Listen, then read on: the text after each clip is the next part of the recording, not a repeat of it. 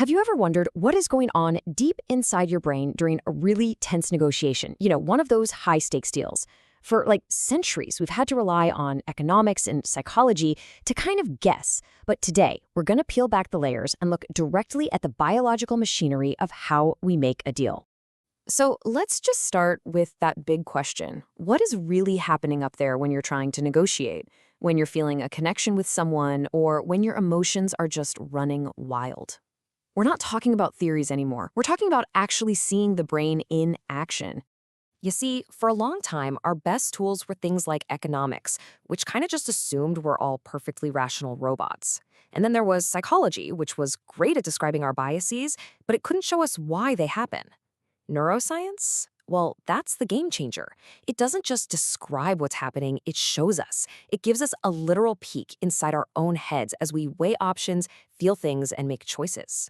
So how exactly are we getting this incredible, unprecedented look inside the mind? Well, that brings us to the technology that opens this brand new window on negotiation. The key is something called functional magnetic resonance imaging, or fMRI. Basically, by tracking oxygenated blood flow, these amazing machines can create almost moving pictures of the brain at work. I mean, for the very first time, we can literally see which parts of the brain are lighting up, how bright they're glowing, and for how long, all while someone is in the middle of a conflict. It's amazing. So what's the first thing we see when we look inside? Let's start at the very beginning of any negotiation. Just making a simple human connection. And you might be surprised by what our brains seem to be built to do. Okay, so let me introduce you to the mirror neuron. These things are incredible. They're brain cells that fire not only when you do something, but also when you just watch someone else do it. So if I see you smile, a part of my brain fires as if I'm the one smiling too. Our brains are essentially built to simulate or mirror the experiences of other people. And this whole mirroring thing works because our brains have a common language. A scientist named Paul Ekman proved that facial expressions for core emotions, joy, anger, disgust, they're universal across every culture. And get this, even infants born blind make these same expressions. That proves this stuff is hardwired, not something we learn.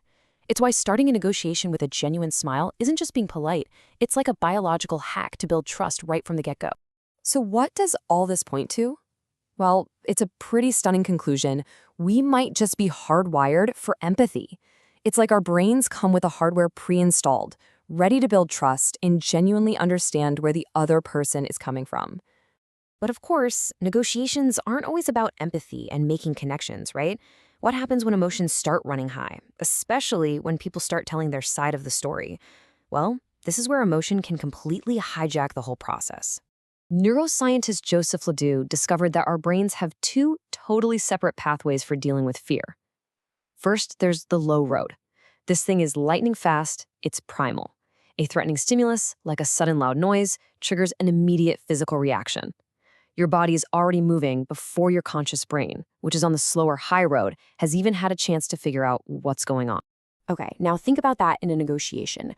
When someone starts telling a really painful story, it can actually reactivate those exact same fear networks.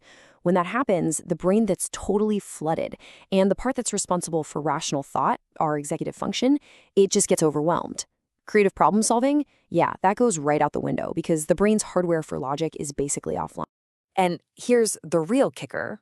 Ledoux found that these neural pathways created by fear are some of the most durable ones in the entire brain. So that old wisdom about just letting someone vent, it might actually be flawed. You could, in reality, be helping them relive that trauma and just reinforce those super powerful negative circuits in their brain. All right, so we've talked about connection and emotion. Now let's get into the real nitty-gritty of the back and forth and this truly fascinating discovery about how our brains handle views that oppose our own. This is going to sound a little nuts, but it's true. When we're faced with information that contradicts what we believe, our brains don't just get defensive, they actively reward us for rejecting it. So here's how they figured this out. A researcher named Drew Weston put political partisans into an fMRI scanner. Now, when they heard information that challenged their preferred candidate, their brains showed distress. Okay, no big surprise there.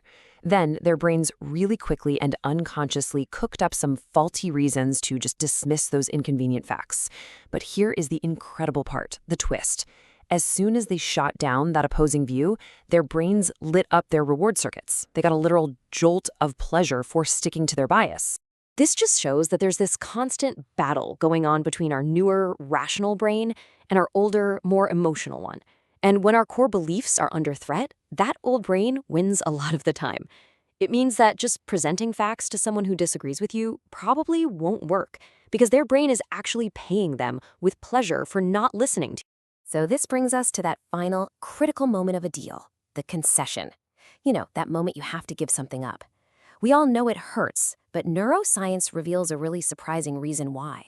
We can start with a really well-known principle from psychology called loss aversion. To put it simply, the pain of losing something feels about twice as strong as the pleasure of gaining the exact same thing. Think of it this way. Losing $50 feels just as bad as finding $100 feels good. That 2-to-1 ratio is a seriously powerful force in any negotiation. But why? Well, the common assumption was always that thinking about a loss must light up the brain's fear centers. But when scientists put people in an fMRI to actually test this, they found something completely different. It wasn't about activating fear at all. It was about deactivating the brain's reward centers. Making a concession literally shuts down our ability to feel good and imagine a positive outcome. So we've taken quite a journey through the negotiator's brain, from empathy to fear, bias to loss. What does it all mean when we put it together? Let's do a super quick recap. We've seen that our brains are literally built for connection because of mirror neurons. We've learned that telling a story can trigger these powerful, long-lasting fear networks that hijack our ability to reason. We now know we get a chemical kickback for being biased. And finally, that the pain of losing something comes from shutting down our brain's capacity for reward. Now, it's really important to remember what the author of our source material, Richard Burke, points out. This field is young and it's evolving really, really fast. So we have to be excited about these findings for sure, but also a little cautious. What we think we know today might get refined or even changed tomorrow. But that note of caution doesn't take away from the power of this final question. For the first time in human history, we aren't just observing our biases from the outside, we are seeing the biological machinery that makes them tick. So if we can truly understand the mechanics of conflict inside our own heads, what could that possibly mean for our ability to resolve it out in the real world? It's a big thought. Thanks for joining me on this deep dive.